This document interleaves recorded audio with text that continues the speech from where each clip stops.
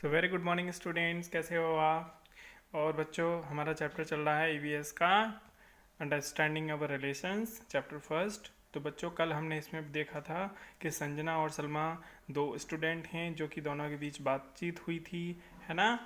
और क्या बातचीत हुई थी, है ना। आपको याद होगा कि जो संजना है उसकी मम्मी की तबीयत ख़राब है, और सलमा ने उससे जब पूछा तो वो बताती है कि इस तरह से उनकी मम्मी की तबीयत ख़राब है और वो परेशान है ना। तो संजना ने ये भी बताया कि उसका फैमिली जो है कैसा है, एक जॉइंट फैमिली है जिसमें सभी लोग एक साथ रहते हैं और उसकी मम्मी की देखभाल कर रहे होते हैं, है ना।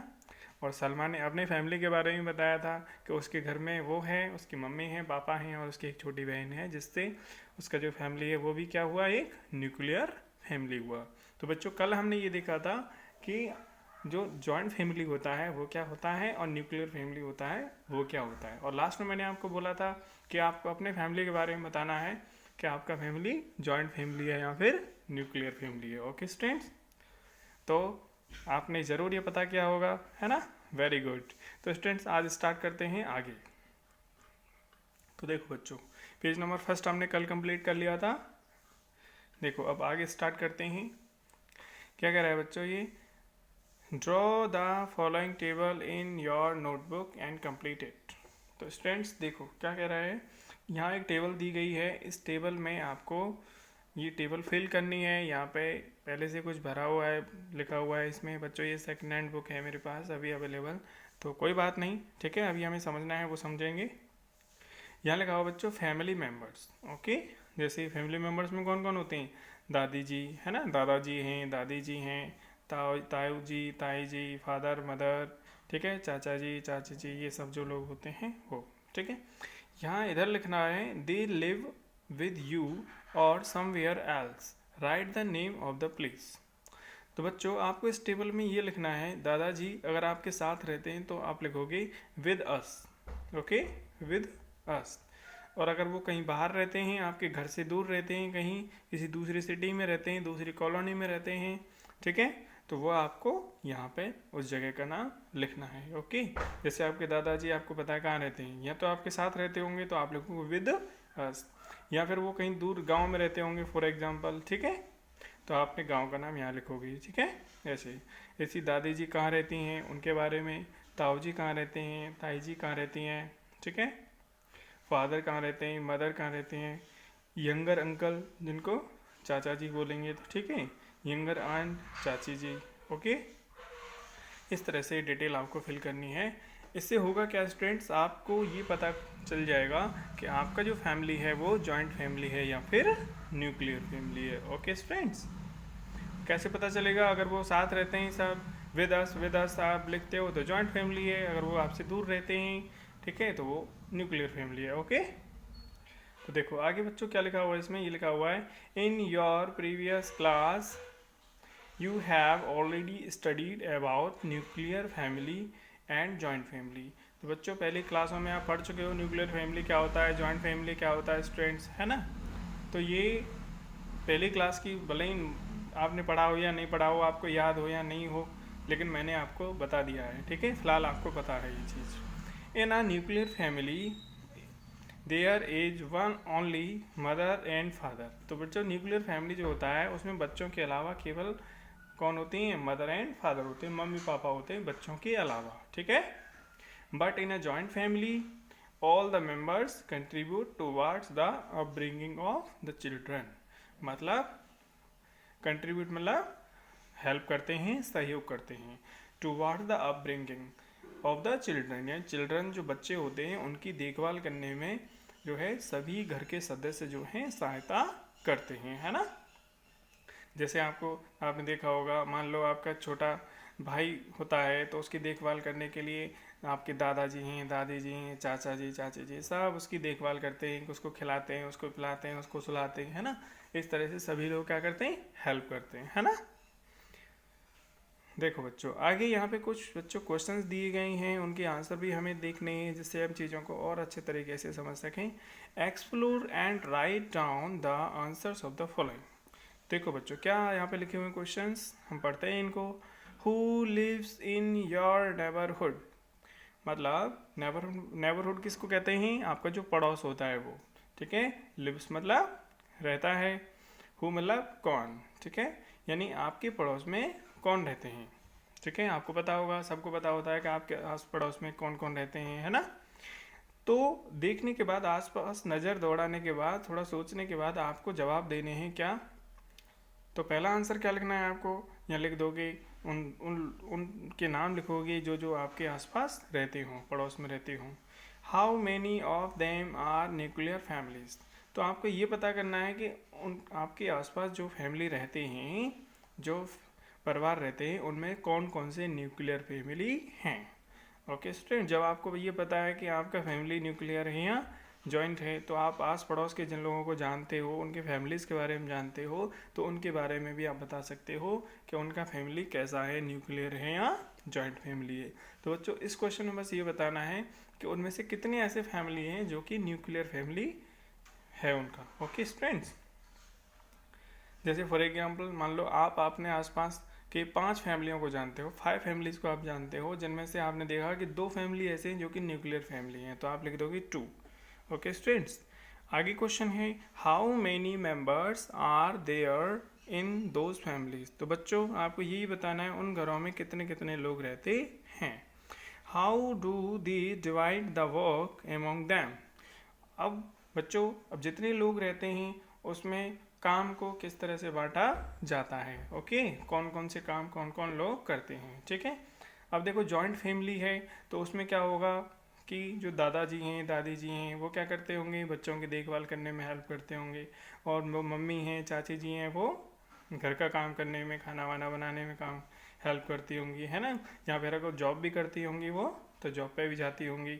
इस तरह से घर का काम देखभाल करने के लिए फिर दादी भी हेल्प करती होंगी, है ना। और जो पापा लोग हैं वो क्या करते हैं, वो बाहर जो है काम करके लाते हैं, काम करते हैं, पैसे लाते हैं, जिससे घर का खर्चा चलता है, सारी चीज़ों को मेंटेन करते हैं, है ना। तो इस तरह से काम का डिवाइडेशन होता है ना। और देखो न्यूक्लियर फैमिली है तो बच्चों इसमें मम्मी हैं, पापा हैं और बस बच्चे हैं, ठीक है। तो उसी के आधार पर काम का डिवाइडेशन होता है ना। मम्मी जो है घर संभालती हैं और पापा जो है बाहर काम काज करते हैं, ठीक है। आगे क्वेश्चन है बच्चों how many joint families are there in your neighbourhood. तो आपके नेबरहुड में कितनी जॉइंट फैमिलीज हैं। तो बच्चों मैंने अभी दिया था आपको एग्जांपल, मान लो आपके आसपास 5 फैमिली ऐसे हैं जिनको कि आप जानते हो, तो उनमें से 2 फैमिली ऐसे हैं मान लो न्यूक्लियर फैमिलीज हैं, और 3 फैमिलीज कैसे हैं, जॉइंट फैमिली के हैं, है ना। आगे देखो अगला क्वेश्चन है बच्चों, इफ संजनाज फैमिली, अगर संजना का family had been a nuclear family. Sanjana जो है, याद करो बेटा, संजना जिसकी मम्मी की तबीयत खराब होती है, उनकी देखभाल सारे उसके फैमिली मेम्बर्स, चाचा जी, चाची जी, दादा दादी जी, सब लोग करते हैं, है ना। तो यहाँ ये कह रहा है कि अगर संजना का फैमिली न्यूक्लियर फैमिली होता तो then who would have taken care of her mother. तो उसकी मम्मी की देखभाल कौन करता। तो बच्चों अगर उसका न्यूक्लियर फैमिली होता संजना का, तो उसकी देखभाल करने के लिए या तो मम्मी को पापा को छुट्टी लेनी पड़ती, है ना, या फिर संजना को ही स्कूल से छुट्टी करनी पड़ती, ठीक है। हो सकता है दोनों को भी छुट्टी लेनी पड़ जाती है ना, इस तरह से। सो स्टूडेंट्स आगे बढ़ते हैं। देखो बच्चों यहाँ है ए फैमिली ट्री। बच्चों एक फैमिली ट्री क्या होता है, कैसे उसको बनाते हैं, ये हमें यहाँ पे सीखना है, ये फैमिली ट्री। ओके, तो देखो यहाँ पे बताया गया है Sanjana prepared a family tree. तो संजना ने क्या किया है बच्चों, एक फैमिली ट्री बनाया है। ओके, तो बड़ा सिंपल होता है बच्चों फैमिली ट्री बनाना, मैं आपको बताता हूँ, है ना। देखो बच्चों फैमिली ट्री कैसे बनाते हैं, ठीक है। जैसे यहाँ पे देखो, यहाँ है संजना। ओके, संजना मतलब संजना क्या कर रही है, संजना फैमिली ट्री बना रही है, इसलिए क्या है सेल्फ, सेल्फ मतलब खुद संजना, ठीक है। अब संजना के पापा जिनका नाम है जगदीश, ठीक है, और संजना के पापा और उन पापा के पापा कौन हुए, दादाजी, तो उनका नाम क्या है मोतीलाल, ठीक है, जो कि ग्रैंडफादर। और उनके भी पापा कौन, ठीक है, आनंदराम। तो यहाँ पे एग्जाम्पल के तौर पे बताया गया बच्चों, तो इनको बोलेंगे ग्रेट ग्रैंड फादर। ओके, जैसे मान लो यहाँ तो किसका नाम आएगा बेटा, आपका आएगा, ठीक है, आपका आएगा इधर। यहाँ किसका आएगा, आपके पापा का नाम आएगा। और यहाँ किसका आएगा, दादाजी का नाम आएगा, है ना। और दादाजी से भी ऊपर किसका नाम आएगा, जो परदादा होंगे बेटा, किसका, परदादा। ओके, इस तरह से जो हम बनाएंगे तो इसको बोलते हैं फैमिली ट्री। ओके, तो बड़ा सिंपल है ऐसे बनाना। ओके, अब ये तो रहा बच्चों किसके लिए, पापा, दादा, परदादा। ऐसे ही मम्मी, ठीक है, और दादी और परदादी के लिए बनाना है, ठीक है। जैसे ग्रेट ग्रैंड मदर बोलेंगे, संजना, संजना की मम्मी, ठीक है, जिनका नाम है रितु, ठीक है। और उनकी जो आपकी जो दादी हैं उनका नाम क्या होगा, ठीक है, जो भी यहाँ पे है कमला, वो क्या है, ग्रैंड मदर। और उनकी भी दादी, ठीक है, तो उनको बोलेंगे, ठीक है, ग्रेट ग्रैंड मदर।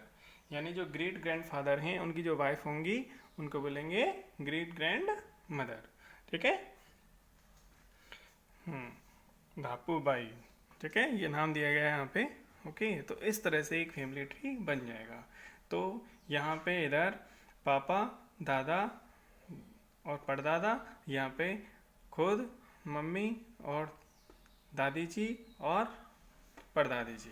तो इस तरह से बच्चों ये पूरा जो है फैमिली ट्री बन जाता है। तो आप भी फैमिली ट्री बना सकते हो, है ना। आप अब आपका काम ये है, आप जो है एक नोटबुक पे आज एक फैमिली ट्री बनाओगे, जिसके लिए आप जो है अपने मम्मी पापा की हेल्प लोगे। ओके स्टूडेंट्स, सो देखिए, with the help of your family members you also prepare your family tree for both maternal and paternal sides। Okay students, देखो मैटरनल का क्या मतलब है, मैटरनल का मतलब है मदर, ठीक है, ये वाला जो है मैटरनल, ठीक है। और ये कौन सा है, पैटर्नल साइड, ठीक है। तो ये है पैटर्नल साइड और ये है मैटरनल साइड। ओके, तो ये दोनों साइड का बना लिया है हमने। आगे देखते हैं बेटा,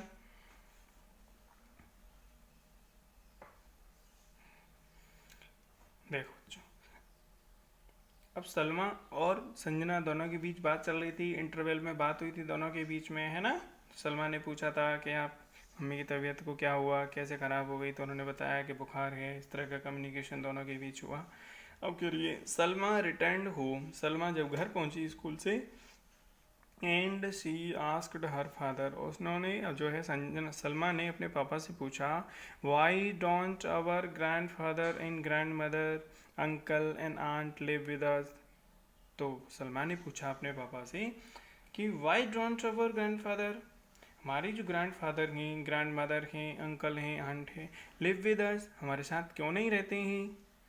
Y did we shift in the city, हम शहर में क्यों आए, क्यों शिफ्ट हुए, so far from our village, अपने गांव से बहुत दूर। कांट वी स्टे, क्या हम वहाँ नहीं रुक सकते थे, एंड वर्क टुगेदर, और एक साथ काम नहीं कर सकते थे, विद आवर फैमिली मेम्बर्स, हमारे फैमिली मेम्बर्स के साथ, इन आवर विलेज, हमारे गांव में। तो क्या बोला उसने, सलमा ने क्या बोला कि अपने पापा से पूछती है कि हमारे दादा दादी जी, अंकल आंटी सब हमारे साथ क्यों नहीं रहते हैं, ठीक है, और हम सिटी में क्यों आए हैं, हम गांव से इतनी दूर आए हैं, क्या हम उनके साथ नहीं रह सकते थे, और सभी फैमिली मेम्बर्स के साथ गांव में ही रह सकते थे, है ना। तो इस तरह के क्वेश्चंस जो है सलमा जो है अपने फादर से करती हैं। ओके,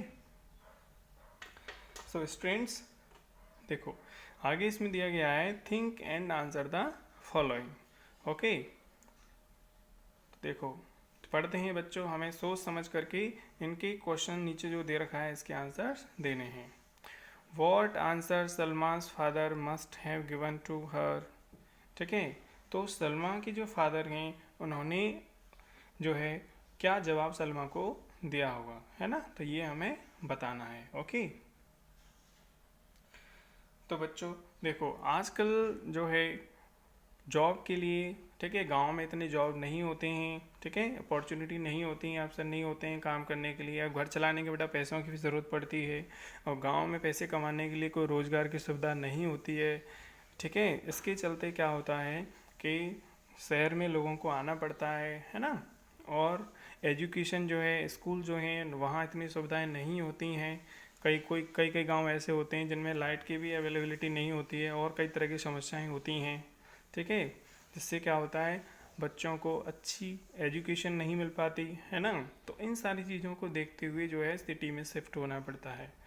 तो सलमा के जो फादर हैं उन्होंने यही जवाब जो है सलमा को दिया होगा और यही उनको जवाब देना चाहिए। ओके स्टूडेंट्स, तो आगे देखते हैं। नाउ का मतलब होता है बच्चों आजकल, ठीक है।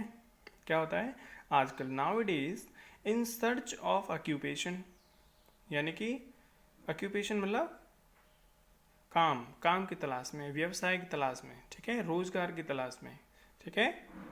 इन सर्च ऑफ ऑक्यूपेशन और हायर एजुकेशन, या तो काम की तलाश में या फिर आगे की पढ़ाई की तलाश में, आगे की पढ़ाई करने के लिए फैमिलीज आर माइग्रेटिंग क्या होता है बच्चा, माइग्रेट का मतलब है जैसे मान लो पहले आप गांव में रहते होंगे, लेकिन पढ़ाई के चक्कर में या पापा की नौकरी के चक्कर में आप शहर में शिफ्ट हुए, तो गांव से शहर में आना, तो इसको बोलेंगे माइग्रेट करना, ठीक है। यानी एक जगह से दूसरी जगह शिफ्ट होना, इसको बोलेंगे माइग्रेट करना, ठीक है। तो बच्चों ऑक्यूपेशन के लिए यानी नौकरी के लिए और हायर एजुकेशन के लिए जो है फैमिलीज क्या होती हैं, ठीक है, गांव से शहर में क्या होती हैं, माइग्रेट करती हैं, शिफ्ट हो जाती हैं, चली जाती हैं। In cities there are mostly small houses, in cities there are mostly small houses. तो बेटा शहर में क्या होता है कि ज़्यादातर जो घर होते हैं वो कैसे होते हैं, छोटे घर होते हैं, ठीक है। छोटे घर यानी कि उनमें जो है जो मदर फादर और बच्चे ही ज़्यादातर रहते हैं, यानी न्यूक्लियर फैमिली होते हैं, है ना। गांव की तरह नहीं होते कि सब लोग एक साथ रहते हों। In which few families members can stay together, तो गांव में घर वैसे भी छोटे होते हैं, जगह की कमी होती है, शॉर्टेज होती है, इसके चलते बहुत सारे लोग जो हैं एक साथ वहाँ नहीं रह सकते, है ना, दिक्कतें आती हैं। देयरफॉर इसलिए the joint families are divided into nuclear family, इसकी वजह से क्या हुआ है बच्चों कि जॉइंट फैमिलीज जो हैं वो किस में डिवाइड हो गई, न्यूक्लियर फैमिलीज में डिवाइड हो गई हैं। Some other reasons are also there for the division of joint families, ठीक है। तो बच्चों जो जॉइंट फैमिलीज़ हैं उनका डिवाइड हो करके जो न्यूक्लियर फैमिली बने हैं, इसके और भी कारण हो सकते हैं, like number of family members, ठीक है, बहुत ज़्यादा सदस्य हो जाएं, ठीक है, इसलिए वे डिवाइड हो जाते हैं, ठीक है। आपस में किस तरह से तालमेल उनमें बैठ पाता है या नहीं बैठ पाता है। हैबिट्स, उनका behaviour of the family members, ठीक है, क्योंकि फैमिली मेम्बर्स में जितने भी लोग होते हैं उनकी अलग अलग अपनी अपनी आदतें होती हैं, अपना अपना स्वभाव होता है, ठीक है, अपना अपना काम होता है, तो इसके आधार पर लोग जो हैं अब, ठीक है, वो डिवाइड हो जाते हैं, अलग अलग हो जाते हैं।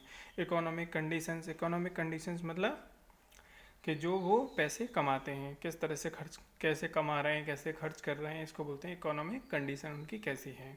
कैपेसिटी टू स्पेंड, कितना खर्च कर रहे हैं। Continuous changes in the ways of celebrating of festivals, और जो त्यौहार जो मनाए जा रहे हैं बेटा उनमें भी, ठीक है, किस तरह से सेलिब्रेट किए जा रहे हैं, उनमें भी चेंजेस आ रहे हैं।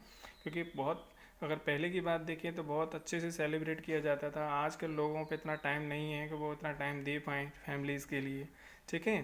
तो ये सारी चीज़ें हैं जिनकी वजह से जो जॉइंट फैमिली हैं वो अब न्यूक्लियर फैमिली में डिवाइड होते जा रहे हैं। ओके स्टूडेंट्स, तो बच्चों आगे इसमें कुछ क्वेश्चंस दिए गए हैं तो इनका डिस्कशन हम करेंगे। What are the reasons for the formation of nuclear family. बच्चों यहाँ पे ये पूछ रहा है व्हाट आर द रीजन्स मतलब कारण। व्हाट आर द रीजन्स, क्या कारण है for the formation of nuclear family बनने का क्या कारण है।